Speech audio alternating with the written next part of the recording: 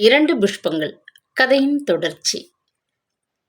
நுங்கம்பாக்கம் நெடுஞ்சாலையின் அருகே உள்ளே ஓடியதொரு தெருவின் முடிவில் இன்னமும் எஸ்டேட் ஏஜென்ட்டுகளின் கண்களில் படாது அடக்கமாக இருந்த சிவானந்தன் தெரு என்ற சந்திற்குள் கோதை நுழையும் முன் மாலை பொழுது மங்கத் தொடங்கிவிட்டிருந்தது. காலை 7 மணிக்கு வீட்டை விட்டு புறப்பட்டாள். அவள் உடல் சோர்ந்து கால்கள் தள்ளாட வீட்டு வாசலை நெருங்கினாள். கதவில் காத்ரேஜ் போட்டு தொங்கிக் கொண்டிருந்தது. அப்படியென்றால் அவள் மகன் இன்னமும் வீடு திரும்பவில்லையா? 2 நிறுவனங்களிலிருந்து நேர்முக தேர்வுக்கு அழைப்பு வந்திருக்கிறது என்றான். பாவம் குழந்தை, பட்டினியோடு வேலைக்கு அலைந்து கொண்டிருக்கிறான். முன்பு 4 இடத்திலிருந்து நேர்முக தேர்வுக்கு அழைப்பு வந்தது. ஆனால் என்ன பயன்? ஒன்றிலும் வேலை கிடைக்கவில்லை. இந்த முறையாவது கிடைத்தால், கிடைக்காவிட்டால் கூட போகட்டும். பாஸ் செய்து நீண்ட காலம் ஆகிவிடவில்லையே. எத்தனையோ இளைஞர்கள் 2-3 ஆண்டு காலம் வேலை கிடைக்காது அலைகிறார்களே. அருணுடைய தகுதிகளுக்கு எங்கேயாவது ஒரு இடத்தில் வேலை கிடைத்துவிடும்.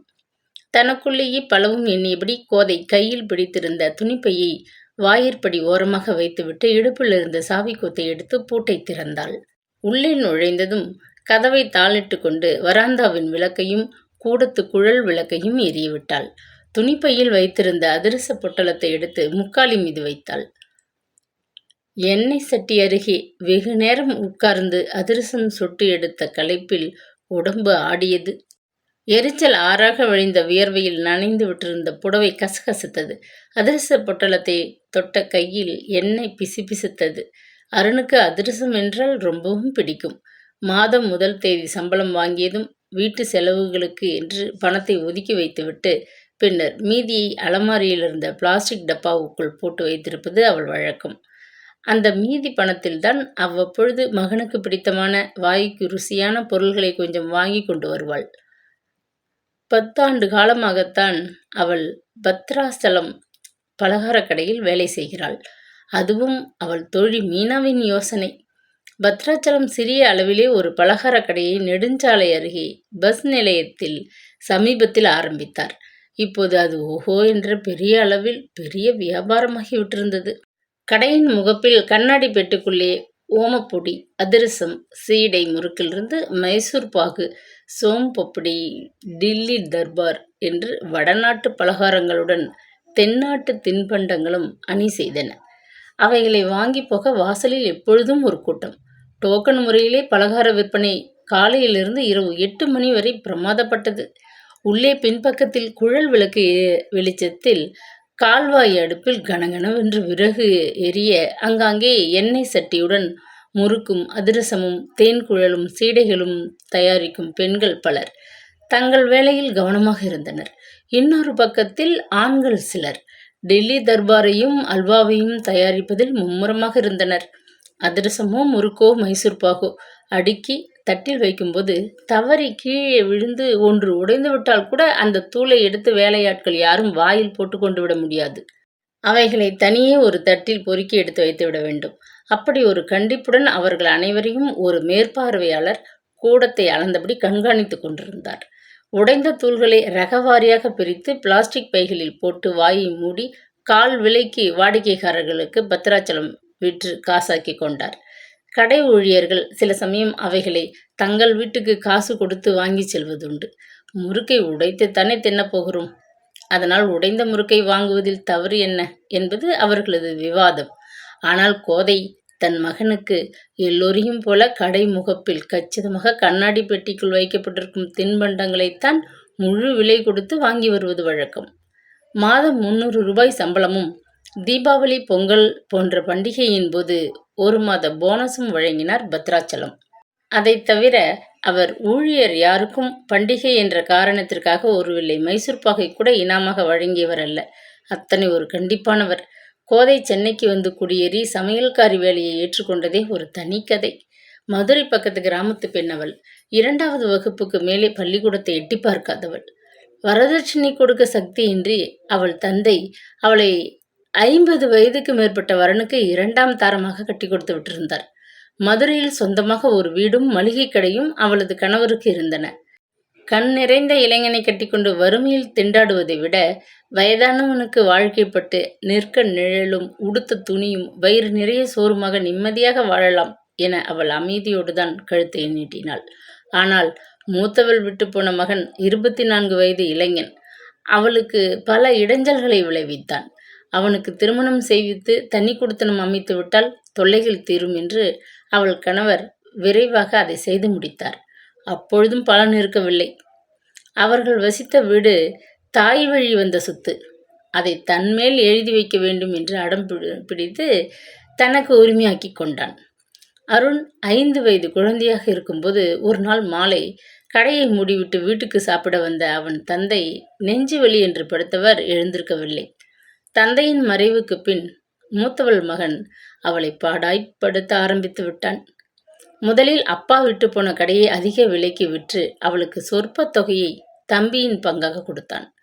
தொடர்ந்து அவள் தன் மகனுடன் அந்த வீட்டில் வசிக்கக்கூடாது, வேறு இடம் பார்த்து கொள்ள வேண்டும் என்று நிர்பந்தித்தான். பிறந்த வீட்டிலும் அவளுக்கு யாரும் இருக்கவில்லை. மகளை கல்யாணம் செய்து கொடுத்த பின் தம் கடமை முடிந்துவிட்டது என்பது போல பெற்றோர்கள் இருவரும் ஒருவருக்கு பின் ஒருவராக சில ஆண்டுகளில் மறைந்து விட்டனர். அக்கா ஒருத்தி அவளைப் போலவே 2ஆம் தரமாக கட்டி கொடுக்கப்பட்டவள். ஆனால் தங்கியை விட கொஞ்சம் அதிர்ஷ்டக்காரி.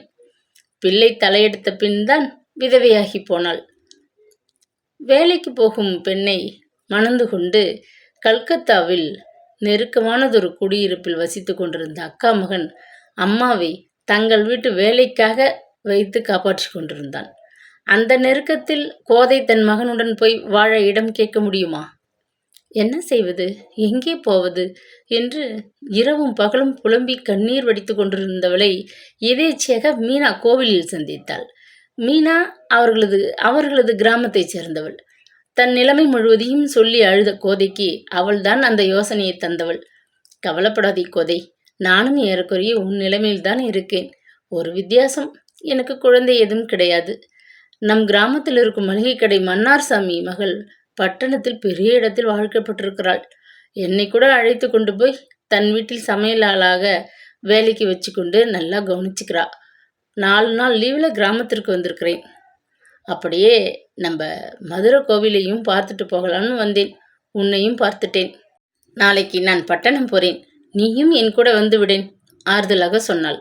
அந்த சந்திப்பு அவர்களது வாழ்க்கையில் பெரிய திருப்பமாக இருந்தது. மீனாவை நம்பிக்கொண்டு தன் 5 வயது மகனுடன் புறப்பட்டு விட்டாள். பின்னர் அவள் சென்னை நகர் தனது சொந்த ஊர் போல எண்ணி அத்துடன் ஒன்றி போய்விட்டாள். மூத்தவள் மகன் தன் மனைவியுடன் பம்பாய்க்கு வேலை தேடிக்கொண்டு போய்விட்டதாக கேள்விப்பட்டாள். ஆனால் அவர்களது உறவு அத்துடன் அருந்து போனது. நுங்கம்பாக்கம் சிவானந்தம் தெருவில் இருந்த அந்த ஓட்டு கூரை வீட்டில் குடியேறினாள். ஆரம்பத்தில் வாடகை 30 ரூபாயாக இருந்தது. இப்போது 150ஆக அதிகரித்து விட்டிருந்தது. தன் பங்காக கிடைத்த பணத்தை வங்கியில் போட்டு வந்த வட்டியில் ஒருவாறு வீட்டு வாடகையை சமாளித்தாள். தோழியின் உதவியால் அருகே இருந்த விக்டோரியா அவென்யூவில் ஒரு பெரிய மனிதன் வீட்டு சமையல்காரியாக வேலைக்கு அமர்ந்தாள். வீட்டுக்கார அம்மா அவளை மிகவும் அன்போடு கவனித்து கொண்டாள். அருண் படிக்க ஆரம்ப காலத்தில் வெகுவாக உதவி செய்தாள்.